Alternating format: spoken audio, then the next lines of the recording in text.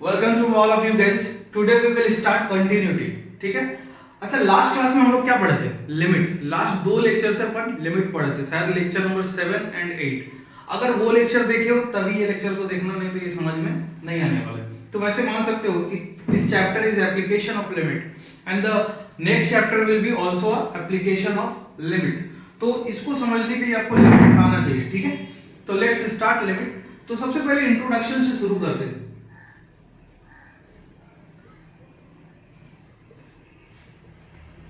ठीक है, अब इस इंट्रोडक्शन में हम आपको कुछ ग्राफ ड्रॉ करके दिखाते हैं और फिर उसके बारे में हम आपको बताएंगे कि उन ग्राफ में क्या चीज नोटिस करने लायक चीज है। जैसे कि मान लो एक ग्राफ हम ऐसे बना दिए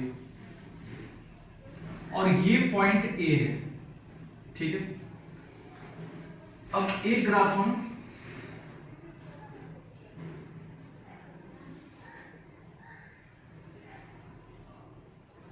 ऐसे बना दिए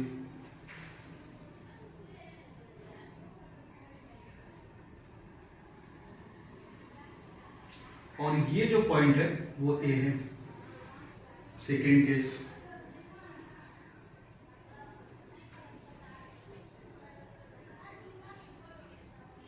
ठीक है। और एक ग्राफ तो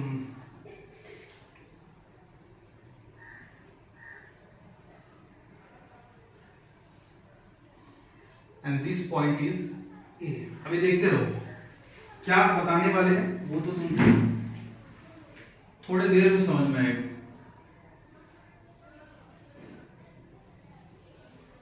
एक ये केस ले ली, एक ये ले ली और एक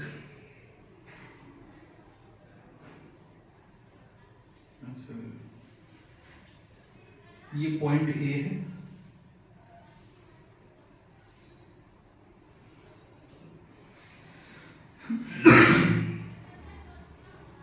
और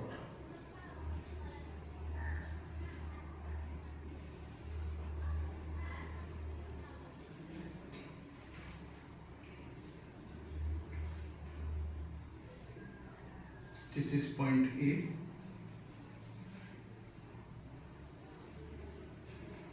दिस टाइम ये 1 2 3 4,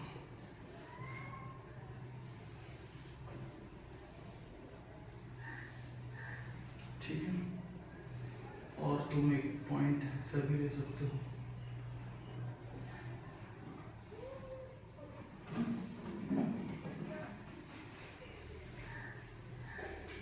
और एक पॉइंट, एक ग्राफ तुम इस तरह से, अच्छा दिख नहीं रहा होगा शायद।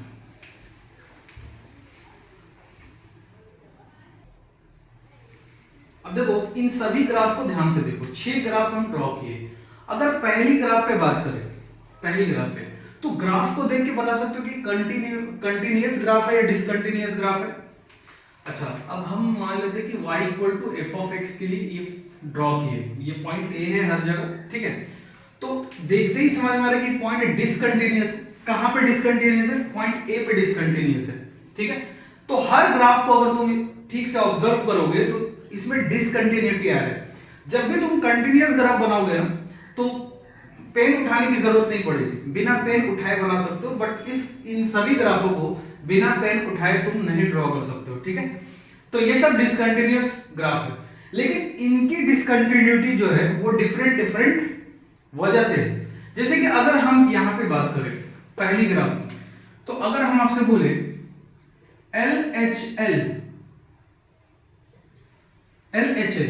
LHL कैसे निकालेंगे? ए की तरफ जाएंगे, ग्राफ पे चल के लेफ्ट साइड से, तो ये जो पॉइंट है वो बनने की कोशिश करेगा ग्राफ।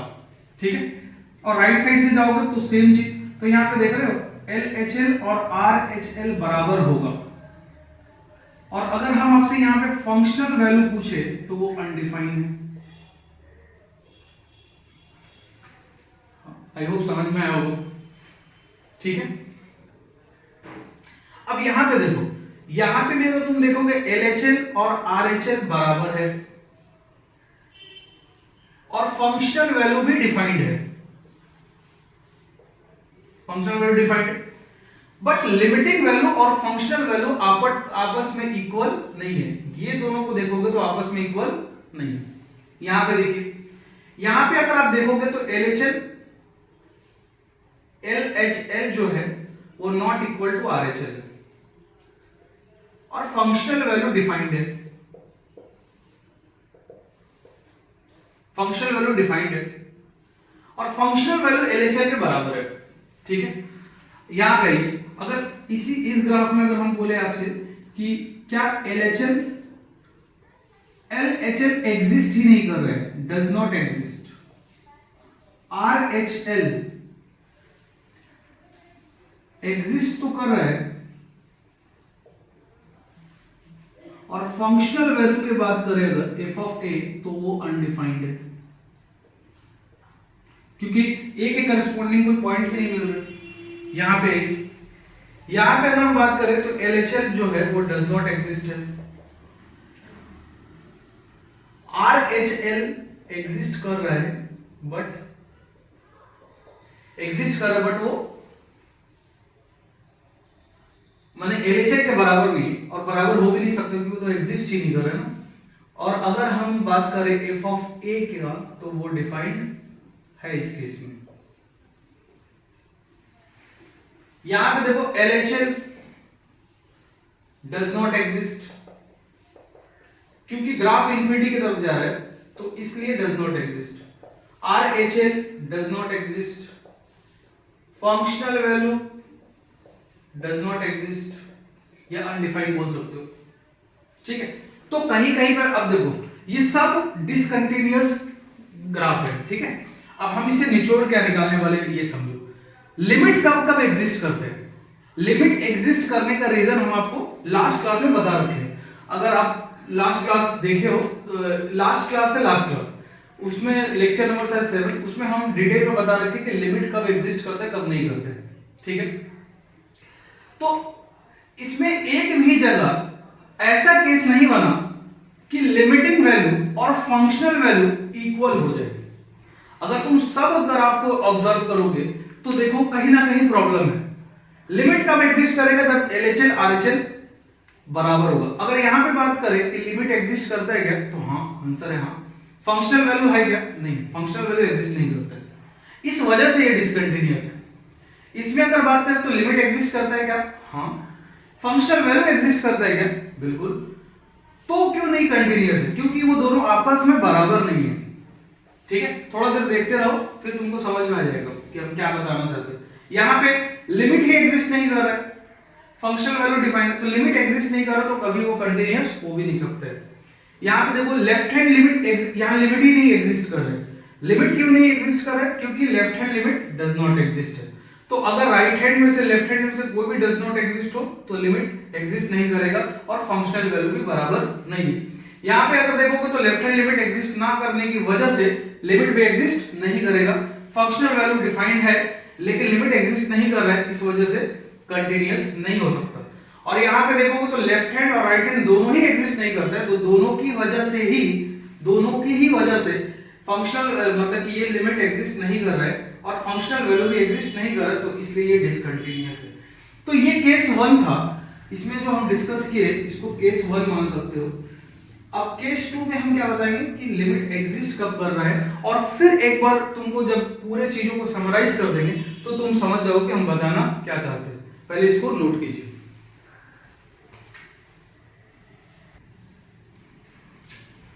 अब केस 2 का एक ग्राफ बना लेते हैं। केस 2, केस 1 कैसा था कि लिमिट एग्जिस्ट नहीं कर रहा था, सॉरी कंटीन्यूअस नहीं था। अब ग्राफ बनाएंगे कंटीन्यूअस, तो कंटीन्यूअस बिना पेन उठाए बना सकते हो। अब मान लो ये वाला पॉइंट जो है वो पॉइंट ए है। अगर हम आपसे पूछेंगे कि लेफ्ट हैंड लिमिट एग्जिस्ट करता है कि नहीं, तो एग्जिस्ट करता है।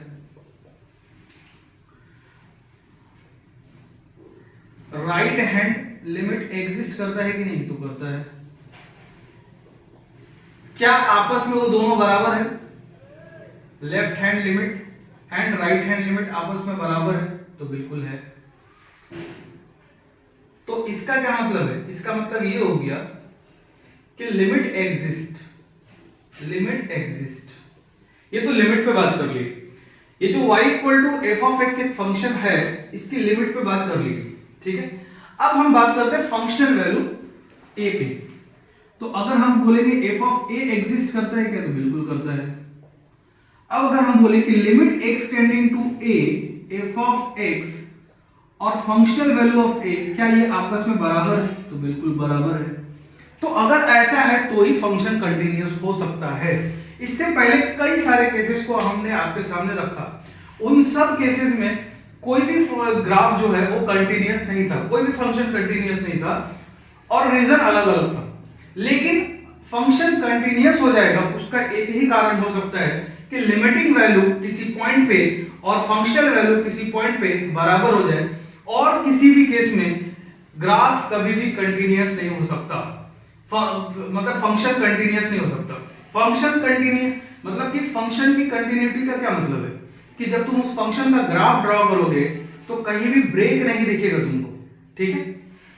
कहीं भी ब्रेक दिख रहा है क्या, नहीं दिख रहा है, और बिना पेन उठाए उस ग्राफ को तुम ड्रॉ कर सकते हो।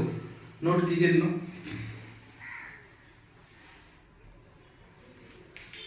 अब हम समझ पाएंगे कंटिन्यूटी एक पॉइंट पे क्या होगा। तो इसके स्टेटमेंट लिख सकते हैं कि अ फंक्शन, फंक्शन को शॉर्ट में ऐसे लिखते हैं, a function F of x is, a function F of x is continuous at a point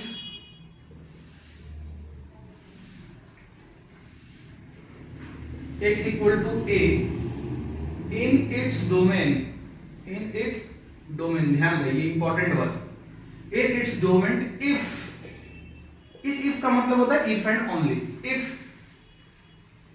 limit x tending to a f of x and f of a are equal, that is limit x tending to a f of x equal to f of a। अब तुम देखोगे तो continuity में कोई भी नया चीज सीखने की जरूरत नहीं, बस तुमको कंटिन्यूटी को समझ लेना है, उसकी डेफिनेशन को समझ लेना है। जो कैलकुलेशन है वो कैलकुलेशन तो पिछला चैप्टर वाला ही होगा, लिमिट वाला, क्योंकि लिमिट ही तो कैलकुलेट करना है आपको, ठीक है। तो इसमें कुछ नया चीज सीखने को नहीं मिलता, बस तुम कंटिन्यूटी को समझ लो। तो अब यहां से समझ में आ गया कि फंक्शन कंटिन्यूअस कब होगा। किसी भी पॉइंट पे किसी फंक्शन का अगर कंटिन्यूटी चेक करना है तुमको, तो तुम क्या करो, उस पॉइंट पे उस फंक्शन का लिमिट निकाल दो, लिमिटिंग वैल्यू, और फंक्शनल वैल्यू को निकालो। अगर दोनों आपस में बराबर हो गए और तो इसका मतलब फंक्शन कंटिन्यूअस होगा। अच्छा, बराबर होने का मतलब एग्जिस्ट भी करना चाहिए। अब मान लो ये इंफिनिटी की तरफ टेंड कर रहा है और ये भी इंफिनिटी को जा रहा है, तो उस समय बराबर नहीं बोलोगे तुम, ठीक है, फाइनाइट होना चाहिए, ठीक है। तो ये बात याद रखना कि चलो ऐसे लिख देते हैं, a function to be continuous limiting x tending to a f of x and f of a should be finite,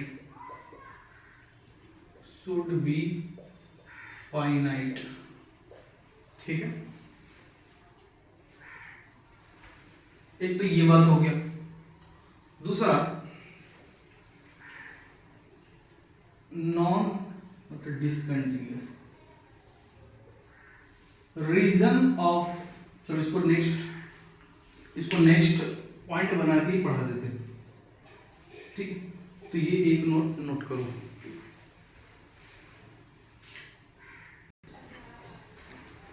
अब देखो रीजन ऑफ डिसकंटिन्यूटी, कब फंक्शन डिसकंटिन्यूअस हो जाएगा। तो पहला केस कि लिमिट डज नॉट एग्जिस्ट, पहला कारण हो जाएगा कि लिमिट ही एग्जिस्ट ना करे उस पॉइंट पे जिस पॉइंट पे आपको कंटिन्यूटी चेक करना है।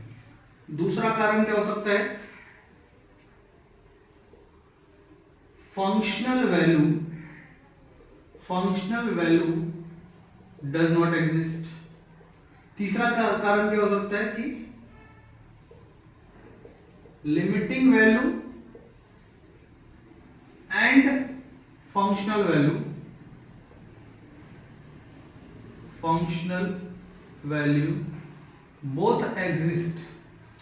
both exist but they are not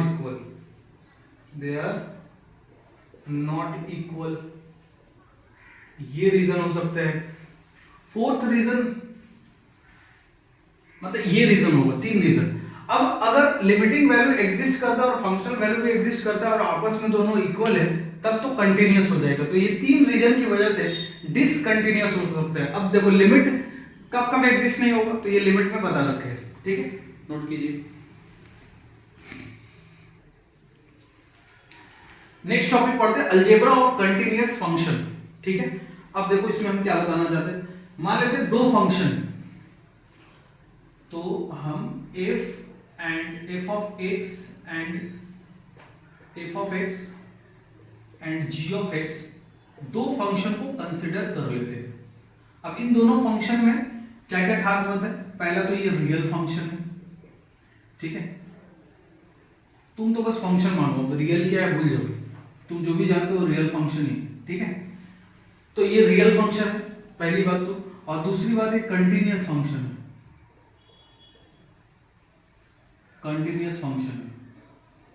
ठीक है। अब f of x and g of x continuous function भी है, रियल फंक्शन भी है, और ऐसा एज्यूम कर लो कि k एक नंबर है जो रियल नंबर है। पहला बात तो हम ये मान रहे, दूसरी बात तो ये है, और तीसरी बात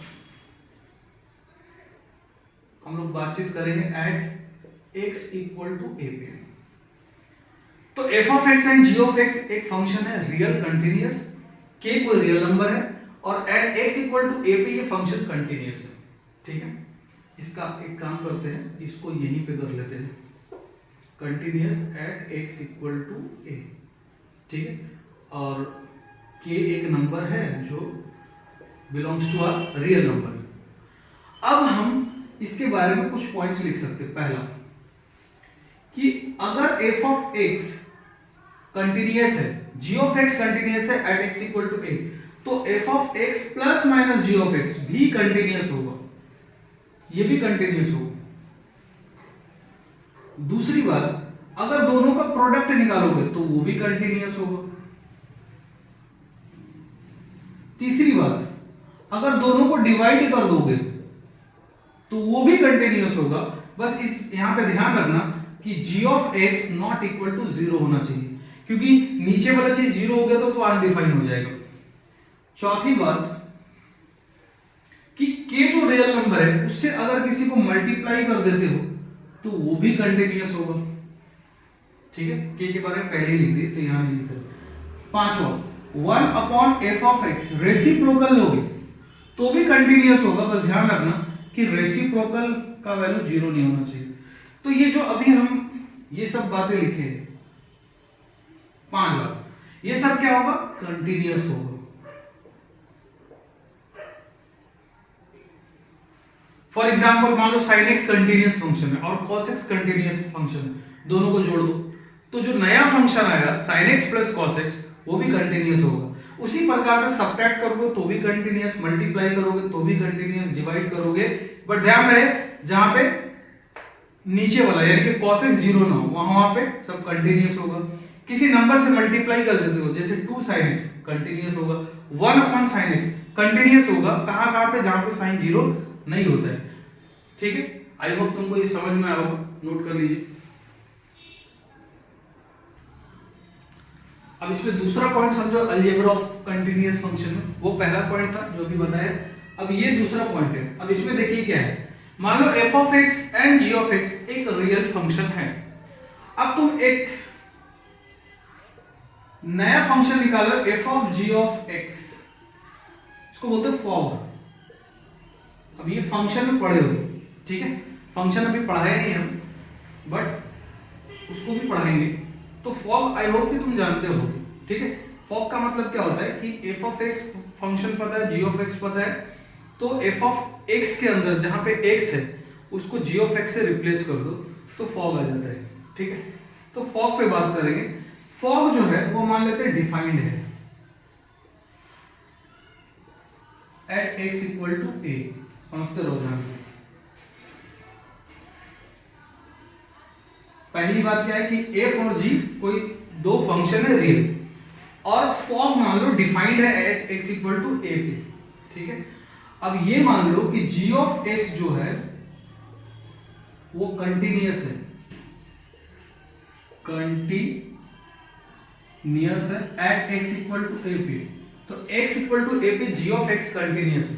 ठीक है, और एफ ऑफ एक्स कंटिन्यूअस मतलब form,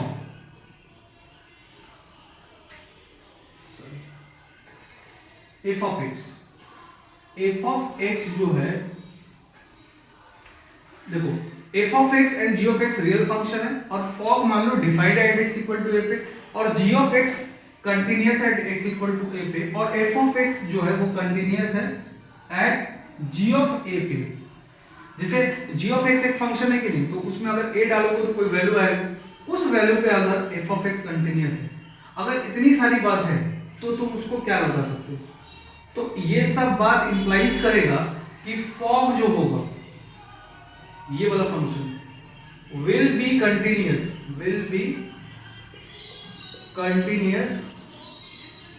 eight X equal to A. ठीक है, एक बार फिर से सुन लो।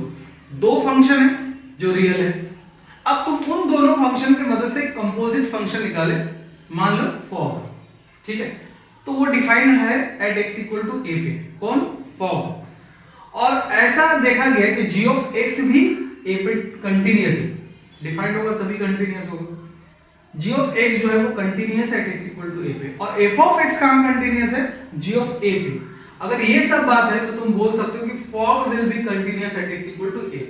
ठीक है, नोट कीजिए। अब इस क्वेश्चन को सॉल्व करते हैं। Show that F of x ये कंटिन्यूअस है एट एक्स इक्वल टू 0 पे।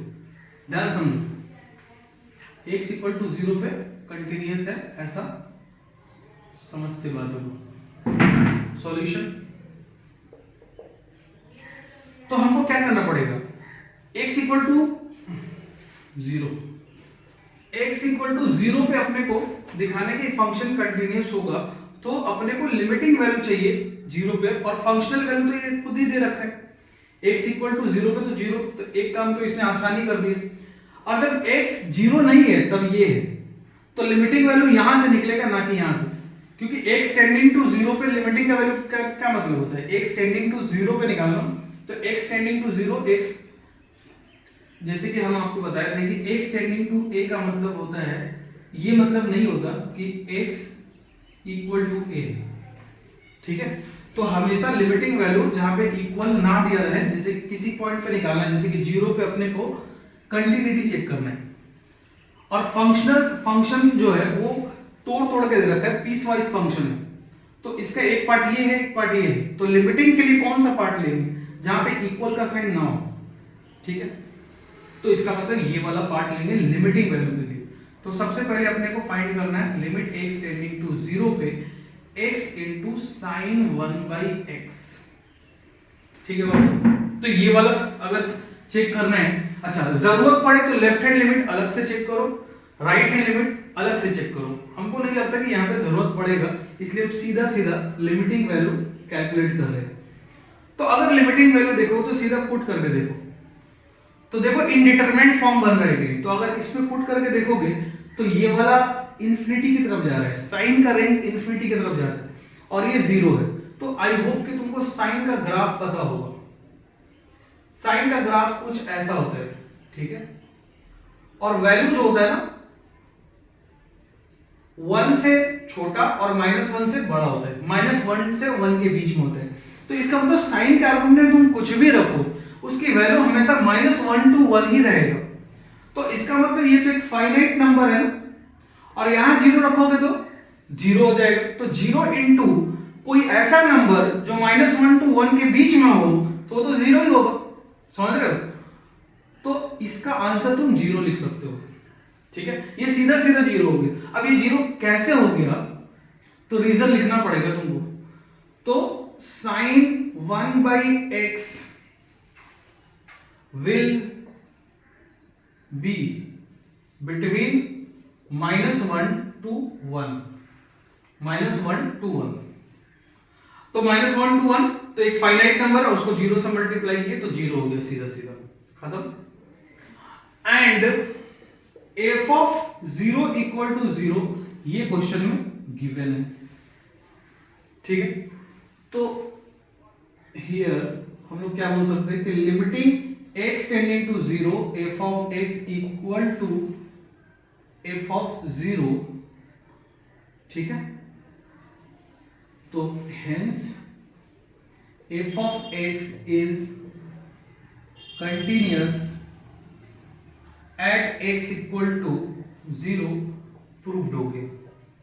ये जो स्टेटमेंट प्रूफ करने के लिए बोला था वो प्रूफ हो गया। अच्छा, एक और बात हम आपको बता देते, जो बच्चे मेरे से ऑफलाइन में डाउट्स पूछते हैं उस बात को बता देते, ठीक है। जैसे कि कुछ बच्चे ऐसे होते हैं कि लिमिट x टेंडिंग टू 0 पे x, ये क्वेश्चन अगर हम उसको दे देना तो मेरे को इसका आंसर 1 निकाल के देते। कैसे, देखो बोलेगा देखिए सर x टेंडिंग टू 0 है और ये साइन 1/x है और इसको 1/x लिख सकते हैं। तो यहां पे जो आर्गुमेंट है और यहां पे जो चीज है सेम है, तो इसकी वैल्यू तो 1 होनी चाहिए। तो अब तुम खुद सोचो कि ये वाला जो चीज है वो रॉन्ग क्यों है, ठीक है। ये वाला जो चीज है वो रॉन्ग क्यों है, सोच के देखो। सोच लिए? अब सोचो क्यों रॉन्ग है, देखो बता रहे। जब हम आपको लिमिट में ये चीज बता रहे थे तो हम आपको वहां पे अच्छे से एक्सप्लेन किए थे कि यहाँ पे x टेंडिंग टू कुछ भी रहे, लेकिन ये जो आर्गुमेंट है और ये वाला जो चीज है सेम होना चाहिए, लेकिन इतना सफिशिएंट नहीं है। ये जीरो को भी जाना चाहिए, तो जीरो को कहां जा रहा है? जब x टेंडिंग टू 0 है तो ये तो इंफिनिटी की तरफ जा रहा है, तो इसलिए इसका आंसर 1 नहीं लिखोगे, ठीक है। हाँ, अगर ये 0 को जाता तो ऑफ कोर्स 1 होता। मैथ में कोई कॉन्ट्रडिक्शन नहीं होता, समझ रहे हो बात को। अगर कोई चीज ट्रू है तो ट्रू है और फॉल्स है तो फॉल्स है। अब ऐसा नहीं कि इसका आंसर 1 भी आएगा और 0 भी आएगा, ऐसा कभी नहीं होगा, ठीक है। नोट कीजिए। इस क्वेश्चन को देखिए। इस क्वेश्चन में क्या है, लिमिटिंग वैल्यू निकालना। अब देखो यहाँ पे तुमको लिमिटिंग वैल्यू ना LHL RHL अलग अलग निकालना पड़ेगा। रीजन क्या है, क्योंकि यहाँ से तुम ऑब्जर्व कर सकते हो कि 1/x, जैसे कि मान लो लिमिट x टेंडिंग टू 0 पे 1/x को तो इंफिनिटी नहीं बोल सकते, क्योंकि ये 0 प्लस की तरफ से जाएगा तब इंफिनिटी होगा और माइनस की तरफ से जाएगा तो माइनस इंफिनिटी होगा। तो इसकी दो पॉसिबिलिटी है कि 0 माइनस होगा तब तो माइनस इंफिनिटी होगा, 0 प्लस होगा तब ये इंफिनिटी होगा, और अगर एग्जैक्ट 0 हुआ तो अनडिफाइंड हो जाएगा। तो यहाँ पे लिमिट लगाने की जरूरत नहीं, हम 1/x के बारे में बता दिए। ये चीज ध्यान रखना, मतलब 1/x देखते ही मत चिल्लाना कि वो जो है वो इंफिनिटी होगा, वो देखना पड़ेगा कि 1 से छोटा है कि बड़ा है। समझ में आया? तो इस चीज को ध्यान में रखते हुए हमको पता चल गया कि LHL को तो अलग से कैलकुलेट करना पड़ेगा। तो LHL कितना होगा, लिमिट x टेंडिंग टू 0 पे बातचीत करना है तो 0 minus e 1/x minus 1 upon e 1/x plus 1। अब आई होप कि तुमको e to the power x का ग्राफ पता होगा कि ऐसे बनता है। तो अगर यहाँ पे x टेंडिंग टू 0 माइनस है तो माइनस इन्फिनिटी हो जाएगा। तो अगर e का आर्गुमेंट माइनस इन्फिनिटी को जाता है तो वैल्यू किसकी तरफ अप्रोच कर रहा है, 0 की तरफ। तो इसलिए इसका वैल्यू कितना हो जाएगा, 0 माइनस 1। और उसी प्रकार से ये भी 0 प्लस 1 तो माइनस 1 आ गया यहाँ से लेफ्ट हैंड लिमिट। अब राइट हैंड लिमिट को देखो ध्यान से, limit x tending to 0 plus e 1/x minus 1 e 1/x plus 1। अगर तुम इस लॉजिक से देखोगे तो अगर x 0 प्लस को जाएगा तो e इंफिनिटी की तरफ जाएगा, तो वैल्यू इंफिनिटी की तरफ अप्रोच करेगा। तो अगर ऐसा है तो तुमको हम लिमिट चैप्टर में इंफिनिटी बाय इंफिनिटी का फॉर्म पढ़ाए थे, वहां वाला जो तरीका अपनाए थे यहां भी वही करेंगे। तो यहां से क्या करो, पहले तो e to the power 1/x को ऊपर से भी कॉमन लो, तो यहां हो जाएगा ये, और e to the power 1/x को नीचे से भी कॉमन लो, तो यहां से हो जाएगा 1/e का पावर 1/x। अब ये इंफिनिटी को जाएगा तो ये पूरा कहां को जाएगा, जीरो को, और ये कैंसिल हो गया, सेम फंक्शन है इसलिए, तो ये जीरो को जाएगा और ये भी जीरो को जाएगा, तो ऊपर 1 माइनस जीरो और नीचे 1 प्लस जीरो, तो ये 1 हो गया। तो left hand limit not equal to right hand limit, this implies limit does not exist, hence f of x is discontinuous at x equal to, I hope कि दिख रहा होगा तुमको,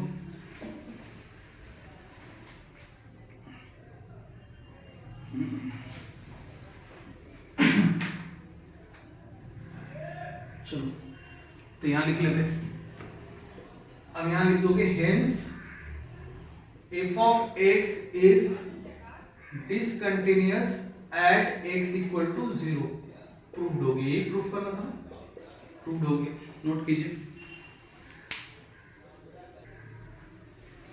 अब देखिए इस क्वेश्चन को देखिए, find the value of a and b if f of x, ये पीसवाइज फंक्शन में ब्रेक है, 1 से ग्रेटर के लिए अलग, 1 पे अलग और 1 से कम के लिए अलग, इस continuous at x equal to a।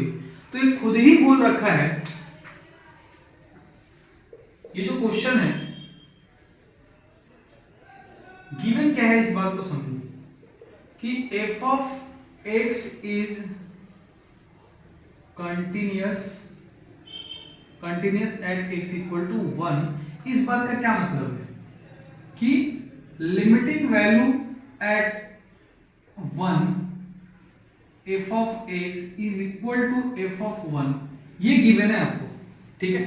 अब इसमें लेफ्ट हैंड लिमिट अलग से निकालना पड़ेगा, क्यों, क्योंकि 1 से नीचे के लिए लेफ्ट हैंड लिमिट का क्या मतलब होता है, 1 माइनस, 1 माइनस का मतलब क्या, 1 से छोटा नंबर, तो 1 से छोटा के लिए ये फंक्शन डिफाइंड है।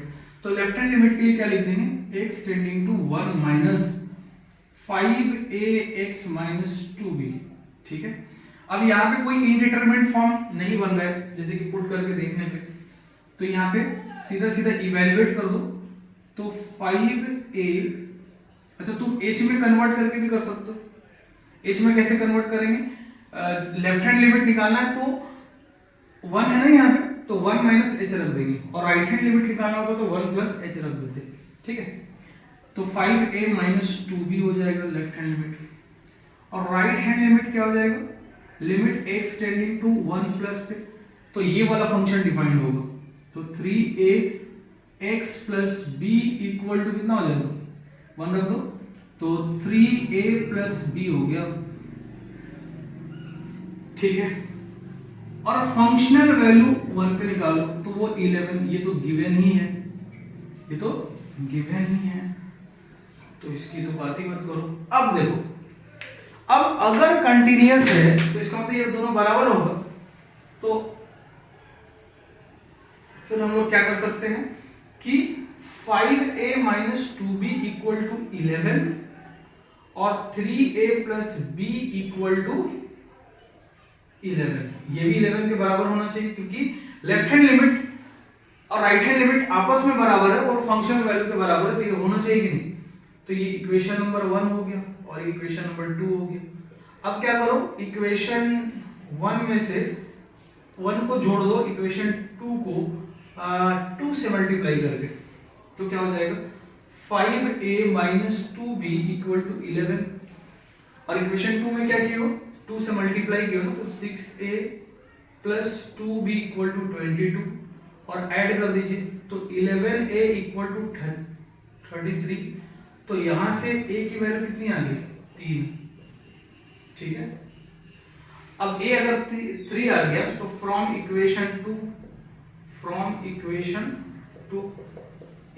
2 से क्या करो, b equal to 11 minus 3a, तो 11 माइनस 3 इंटू 3 तो 2 आ गया। तो b की वैल्यू कितनी आ गई 2।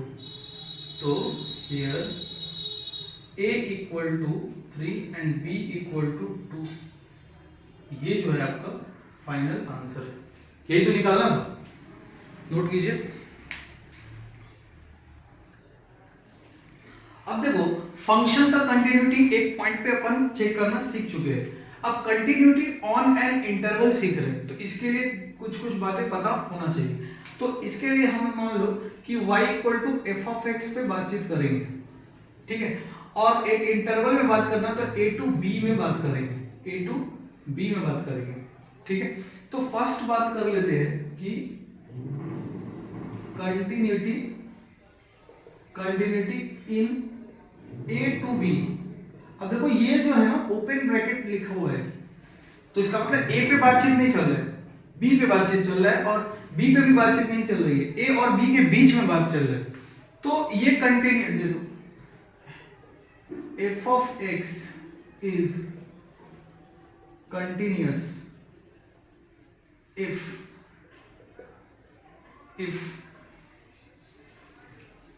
f of x कंटिन्यूअस हो जाएगा कब, if पहली बात limit x tending to c पे, x टेंडिंग टू c पे फंक्शन और ये बराबर हो जाए। f of x is continuous if this equal to this where c belongs to a to b। माने a टू, अब इसको थोड़ा और अच्छा समझो कि f of x अगर f of x कंटिन्यूअस हो जाएगा a टू b के अंदर ओपन ब्रैकेट में, कब, जब आप देखोगे कि c पे वैल्यू और c पे लिमिटिंग वैल्यू बराबर है, और ये c कहां से होना चाहिए, a और b के बीच में कोई भी नंबर ले लो, समझ में है, a और b के बीच का कोई भी नंबर ले लो, हर जगह होना चाहिए। जैसे कि अगर मान लो एक ग्राफ से इस चीज को समझा जाए,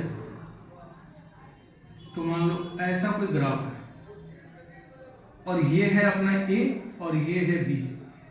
अच्छा ऐसे लिखने का मतलब a और b से मतलब नहीं है, ये ओपन ब्रैकेट लगा हुआ है, a और b के बीच में मतलब c, ये भी c है, ये कोई भी c हो सकता है। तो मान लो मैं एक रैंडम पॉइंट पकड़ लिया c ये, तो ऐसे हर पॉइंट के लिए होना चाहिए। तो क्या हर पॉइंट पे अपन चेक करेंगे, नहीं, हर पॉइंट पे चेक करेंगे तो खत्म, क्योंकि इनफाइनाइट पॉइंट्स है, सब पे चेक करना पॉसिबल थोड़ी है। तो इसके लिए क्या करेंगे वो अभी सिखाया जाएगा आगे तुमको। लेकिन इस स्टेटमेंट को समझो कि a टू b में कंटिन्यूअस होने के लिए हमको क्या करना पड़ेगा, a और b के बीच के जितने भी नंबर है उन सब पे फंक्शनल वैल्यू और लिमिटिंग वैल्यू बराबर होना चाहिए। आई होप समझ में आ गया होगा। दूसरा देखो कंटिन्यूटी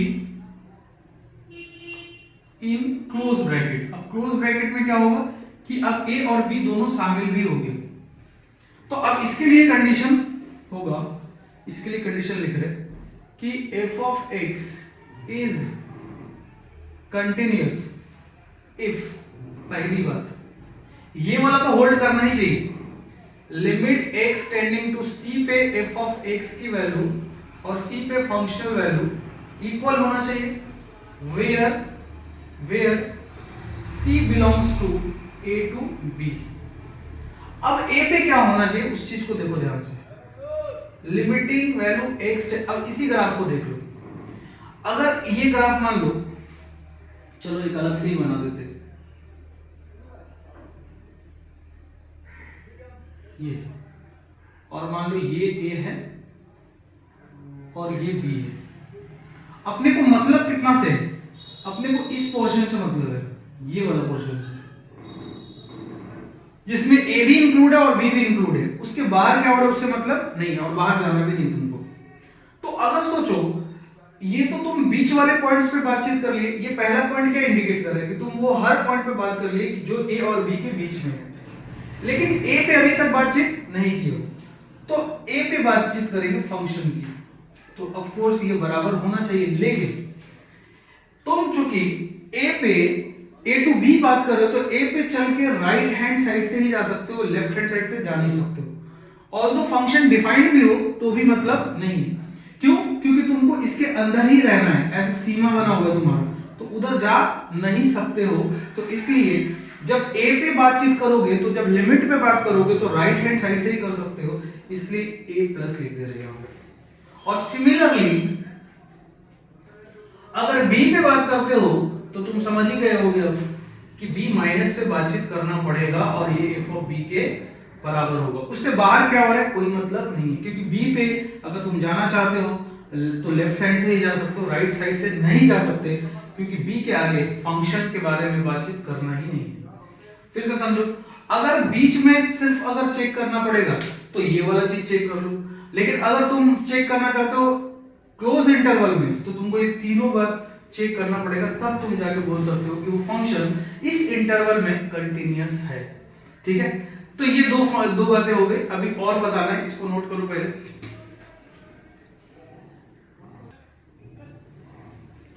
अब ये समझो कंटीन्यूअस फंक्शन किसको बोलेंगे। ठीक है, तो a function is continuous if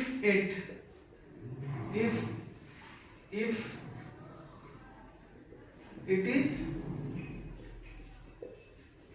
continuous at each point of its domain, each point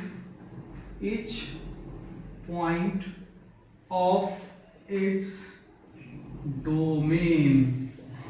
अब तुमको यहां पे झटका लग सकता है, जैसे कि तुमको tan x का ग्राफ याद है, तो अगर tan x का ग्राफ याद होना चाहिए, अगर तुम कंटिन्यूटी पढ़ रहे हो तो तुमको tan x का ग्राफ याद होना चाहिए।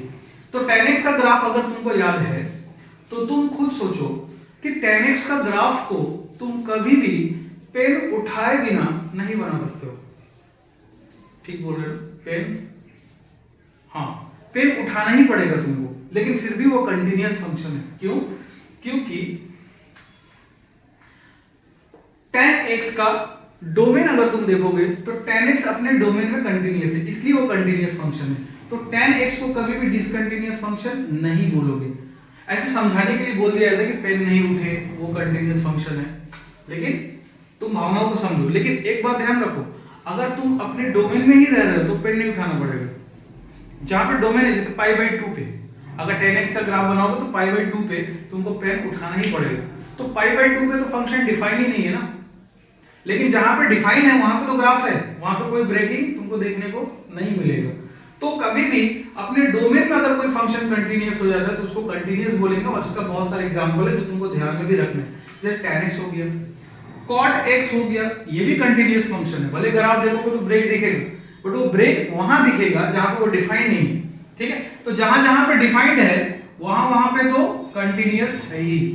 तो tan x हो गया, cot x हो गया, sec x हो गया, फिर तुम इधर आ जाओगे तो sin इनवर्स x हो गया, cos इनवर्स x हो गया, sec inverse x, cosec inverse x, और लिख लेते 1/x भी कंटीन्यूअस फंक्शन है। 1/x का ग्राफ अगर देखोगे तो ऐसा कुछ बनता है, बट जीरो पे ग्राफ ब्रेक आ रहा है, तो वो इसलिए आ रहा है कि जीरो पे वो डिफाइंड ही नहीं है। लेकिन जहां जहां पे वो डिफाइंड है वहां वहां पे कोई प्रॉब्लम नहीं है। तुम x का पावर 2n प्लस 1 ही लिख लो, जहां n बिलोंग्स टू इंटीजर है। ठीक है, तो ये भी मतलब तुम्हारा कंटीन्यूअस फंक्शन है। इसी तरह से तो ये सब तुम्हारा कंटीन्यूअस फंक्शन है, एक्सेट्रा। ठीक है, अब देखो नेक्स्ट है everywhere continuous function. Everywhere continuous function, continuous function.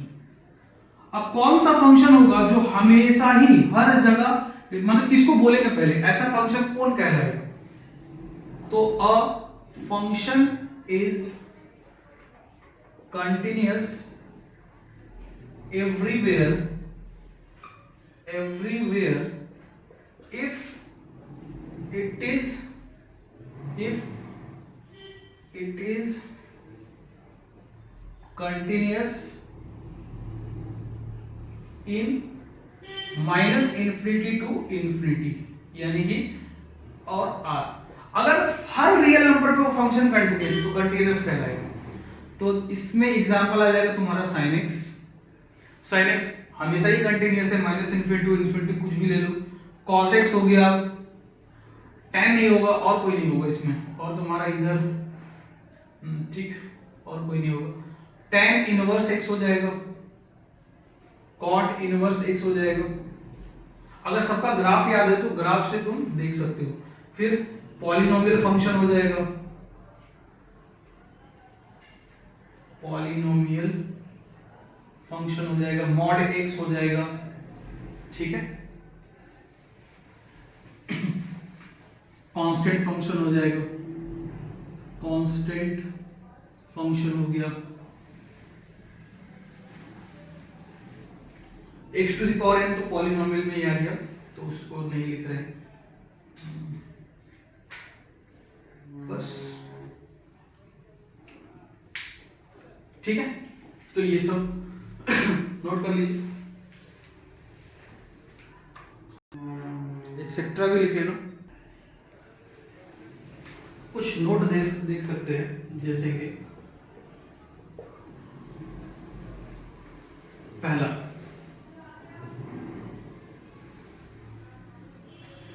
if f of x and g of x are continuous in its common domain मान लो d है, कॉमन डोमेन d, देन तो क्या बोल सकते हो, देन पहला part f of x plus minus g of x, दूसरा दोनों को मल्टीप्लाई कर दो। अच्छा ये सब चीज पहले ही बताए, बट वो एक पॉइंट के लिए बताए, अभी हम पूरा एक इंटरवल के लिए बता रहे हैं। f of x upon g of x, लेकिन ध्यान रहे कि g of x जो है वो 0 नहीं होना चाहिए। k into f of x, मान लो यहाँ पे k belongs to real number होना चाहिए। नेक्स्ट और क्या बोल सकते हैं,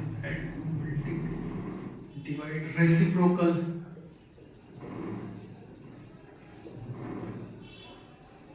रेसिप्रोकल है तो ये 0 नहीं होना चाहिए। तो ये सब जो फंक्शन है कंटिन्यूअस होगा, कंटिन्यूअस इन डी, ठीक है, कंटिन्यूअस इन डी। अच्छा ध्यान रहे इन दोनों में मतलब डी नहीं, यहां पे तो देखो डी क्या है, एफ और जी का कॉमन, चलो हम लिख देते हैं क्लियर करके। ये तीनों की बात करेंगे तो ये तीनों कंटिन्यूअस इन डी होगा, और ये जो होगा वो continuous in domain of f of x, domain of f of x. अब क्लियर हो गया, ठीक है, ये पहली बात।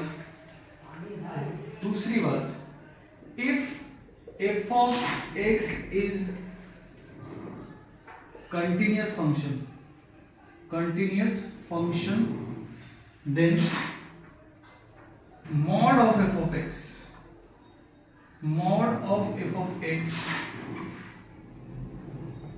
will also be continuous, ठीक है। अच्छा एक बात और ध्यान रहे कि e to the power x जो होता है ना वो कंटिन्यूअस होता है एवरीवेयर, तो उसको ऐड कर लेना, a to the power x exponential function. Logarithmic function को भी ऐड कर लेना तुम वहां पे कंटिन्यूअस डोमेन में, जो अभी हम 4 पॉइंट लिखवाए थे ना इससे पहले, in a to b close bracket में, ओपन ब्रैकेट में, तीसरा वाला में तुम लॉग ऐड कर लेना, और नीचे वाले में e to the power x या फिर a to the power x को ऐड कर लेना। नोट कीजिए इतना। अब देखो ये तीसरा नोट लिखने के बाद, check the continuity only on those points which may have problem. Continuity हर जगह चेक नहीं करेंगे, जहां पे समस्या हो सकता है वहां पे चेक करेंगे और उसके बाद इस क्वेश्चन को सॉल्व करते हैं।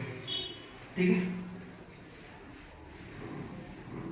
आइए इस क्वेश्चन को सॉल्व करते हैं। तो इस क्वेश्चन को सॉल्व करने के लिए तुमको इस फंक्शन को एनालाइज करना पड़ेगा। ठीक है, तो फॉर x लेस देन 0 के लिए अगर हम बात करें तो f ऑफ x किसके बराबर है? 2x minus 1। f of x is a polynomial function. ठीक है, हेंस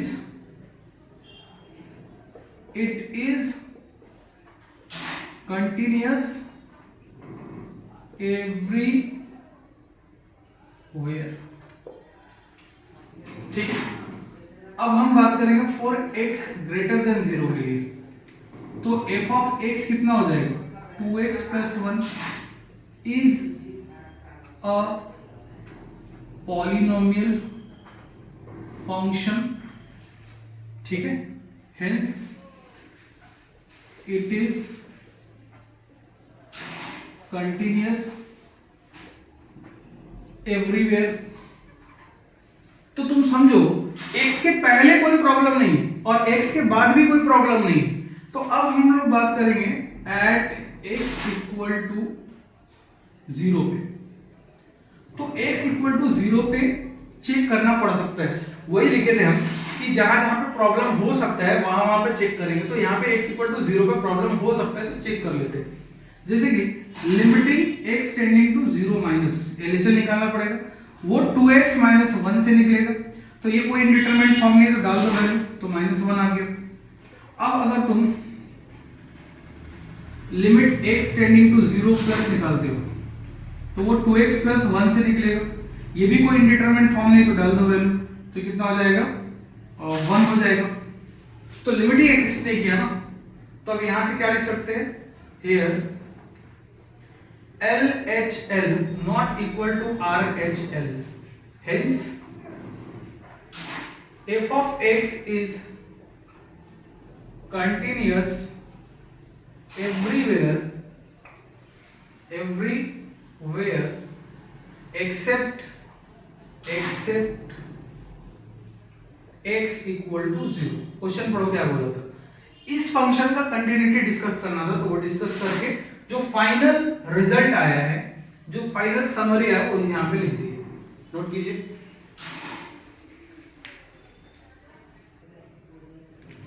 अब देखिए इस क्वेश्चन को देखिए, discuss the continuity of f of x equal to इतना। ठीक है, यहां पे इक्वालिटी लगा देते हैं। तो अगर इस क्वेश्चन को एनालाइज करना है तो थोड़ा सा एक नंबर लाइन से आपको दिखाते हैं। -3 मतलब कि कहां कहां पे चेक करना चाहिए, उसको कहां से ऑब्जर्व करोगे तो यही से ऑब्जर्व करोगे। -3 से पहले जो फंक्शन है कुछ और है,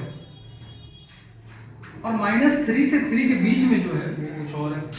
जैसे इधर क्या है? मॉड x प्लस 3, और -3 से 3 के बीच में क्या है?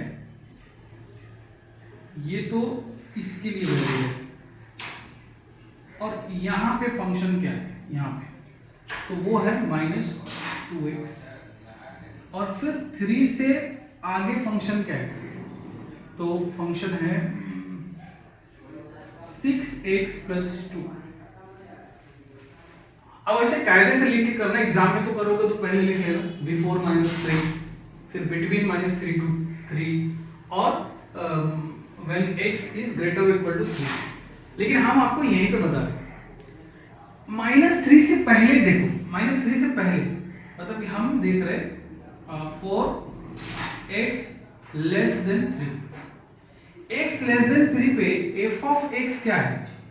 मॉड x प्लस 3 है कि नहीं बताओ? और मॉड x क्या होता है?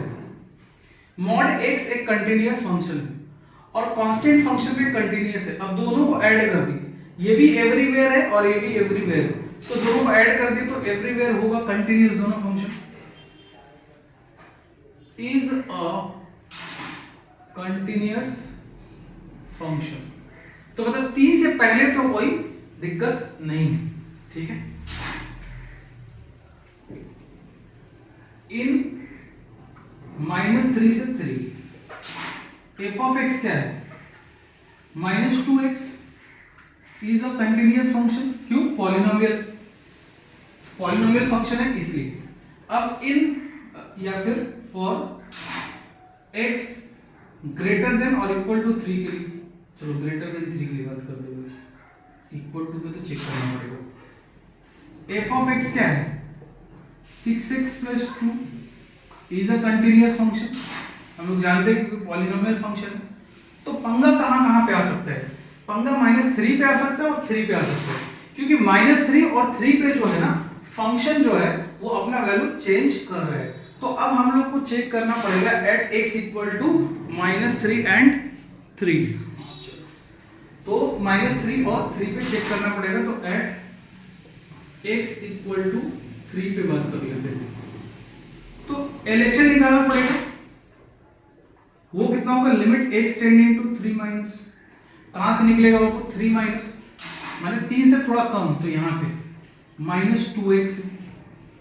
तो कोई इंडिटरमिनेट फॉर्म नहीं, 3 डाल दो तो -2 इंटू 3 हो गया, -6 हो गई।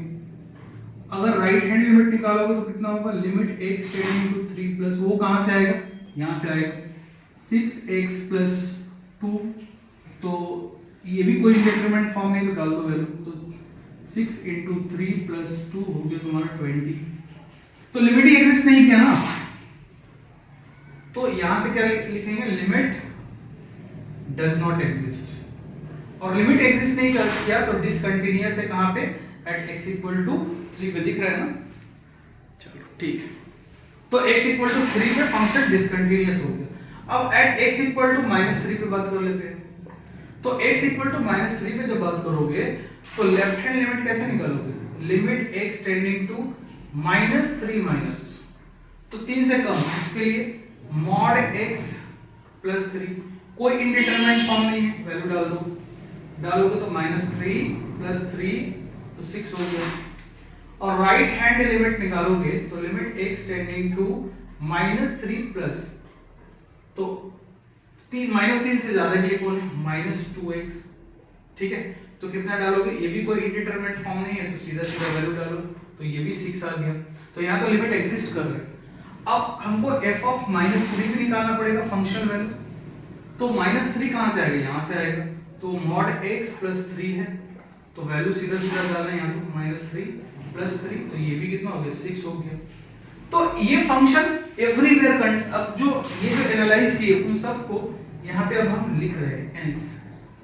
हेंस क्या लिखेंगे? f of x is continuous everywhere except x equal to 3। अगर इस क्वेश्चन को ऐसे पूछता कि find the point of discontinuity of f of x, तो क्या लिखते? It is discontinuous at x equal to 3। बाकी सब जगह तो वो कंटिन्यूअस है। आई होप कि तुमको ये क्वेश्चन समझ में आया होगा। ये एग्जाम में पूछा हुआ क्वेश्चन था। ठीक है, चलिए इस क्वेश्चन को देखते हैं। इसमें क्या किया है कि find k if f of x इतना इस कंटिन्यूअस फंक्शन, मतलब f of x continuous function है, तो तुमको बताना है कि k का वैल्यू क्या होगा। तो देखो अपने को बातचीत करनी पड़ेगी π/2 पे, क्योंकि π/2 पे ही यहाँ पे ना क्वेश्चन में पूरा find k if f of x equal to इतना इतना। ठीक है, तो हम π/2 पे ब्रेक कर लेंगे। क्यों? क्योंकि π/2 पे इसलिए ब्रेक करेंगे क्योंकि π/2 पे ये जो है अलग अलग डिफाइंड है। ठीक है, तो सबसे पहले हम लोग बात करेंगे लेफ्ट हैंड लिमिट पे सॉल्यूशन। लेफ्ट हैंड लिमिट पे, तो लेफ्ट हैंड लिमिट का मतलब क्या हो गया? Limit x tending to π/2 minus. ठीक है, तो π/2 से छोटा होना चाहिए। तो छोटा कौन है? तुम खुद सोचो। ये तो π/2 के इक्वल है तब, बड़ा है तब, छोटा तो ये वाला है। तो k into cos x upon pi minus 2x। अब इसको सॉल्व करो। तो इसको सॉल्व करने के लिए वेरिएबल को जीरो कर लेते। तो हम आपको लिमिट चैप्टर में ये चीज बता चुके हैं कि लेफ्ट हैंड लिमिट कैसे निकालते हैं। एक बार फिर से रिपीट कर देंगे। यहाँ पे क्या करोगे? वेरिएबल को चेंज करोगे h टेंडिंग टू 0 से, और जहां जहां x है वहां वहां इसको a मान लो, तो a माइनस h हो जाएगा और राइट हैंड लिमिट के लिए a प्लस h हो जाता है, ठीक है। तो k और cos pi by 2 minus h लिख देंगे यहाँ पे, और यहाँ पे पाई माइनस जहां जहां x है वहां पाई बाई 2 माइनस h। अब इससे स्टैंडर्ड फॉर्म में हो गया ना, h टेंडिंग टू 0, मतलब ये स्टैंडर्ड है, h टेंडिंग टू 0 देखने का आदत है हम लोगों को। तो k कांस्टेंट तो बाहर निकाल दो, अब ये साइन h हो जाएगा। अब यहां देखो ये वाला और ये वाला कैंसिल होने वाला है, क्यों? 2 से मल्टीप्लाई करोगे तो पाई बन जाएगा और पाई माइनस पाई कैंसिल हो गई, और ये माइनस और ये माइनस प्लस 2h हो जाएगा। अब यहां से 2 को बाहर निकालो k बाई 2, तो लिमिट h टेंडिंग टू कितना आ जाएगा 0 पे साइन h अपॉन h। अब ये 1 होता है स्टैंडर्ड फार्मूला से, तो यहाँ पे इस लेफ्ट हैंड लिमिट जो है, लेफ्ट हैंड लिमिट जो है वो आ गया k बाई 2, k बाई 2 आ गया लेफ्ट हैंड। अब हम लोग राइट हैंड लिमिट पे बात कर लेते हैं। चलो राइट हैंड लिमिट पे बात करने की जरूरत नहीं है। अगर ये फंक्शन कंटिन्यूअस है तो सोचो left hand limit equal to right hand limit equal to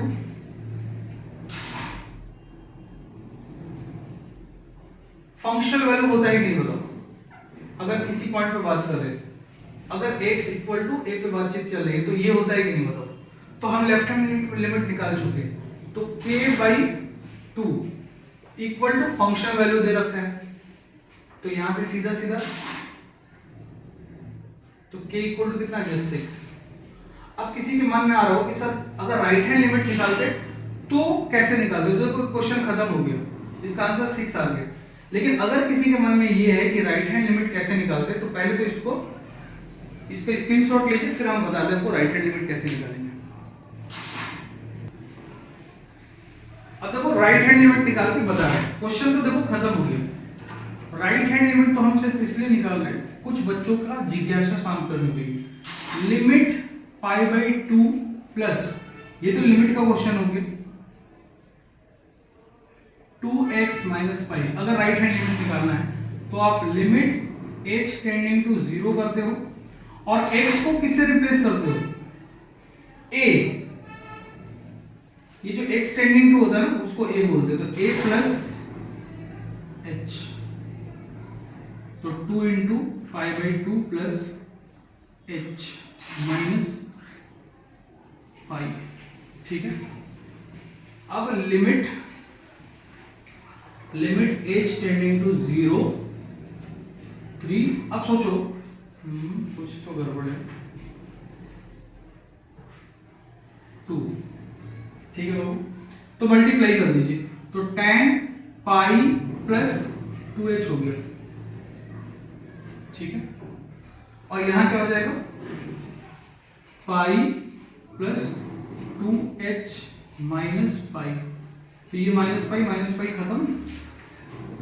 अब यहां से तुम्हारा 3 बाहर निकलेगा, लिमिट h टेंडिंग टू 0। अब यहां देखो tan pi plus 2h third quadrant में, और ये tan 2h लिख सकते हो। अब ये ट्रिग्नोमेट्री है, इसमें हम कुछ नहीं कर सकते अगर आपको नहीं आता है तो 2h। अब ये स्टैंडर्ड लिमिट है, यहाँ वाला चीज और यहाँ वाला चीज 0 को जा रहा है और सेम है, तो इसका वैल्यू कितना लिख सकते हो 1, तो ये हो गया 3। तो देखो आना भी चाहिए था 3, राइट हैंड लिमिट भी 3 आ रहा है और ये भी 3 है, तो इसको भी 3 आना पड़ेगा तभी कंटिन्यूअस हो सकता है फंक्शन। तो ऐसे निकाल सकते थे आरएचएल, और ये चैप्टर हो गया खत्म, ठीक है। नेक्स्ट चैप्टर में हम लोग डिफरेंशिएबिलिटी पढ़ेंगे, तब तक के लिए thank you, tata bye bye. और इस चैनल को अगर सब्सक्राइब नहीं किया तो सब्सक्राइब कर दो, लाइक नहीं किया तो लाइक कर दो, शेयर नहीं किया तो शेयर कर दो। Thank you, all the best.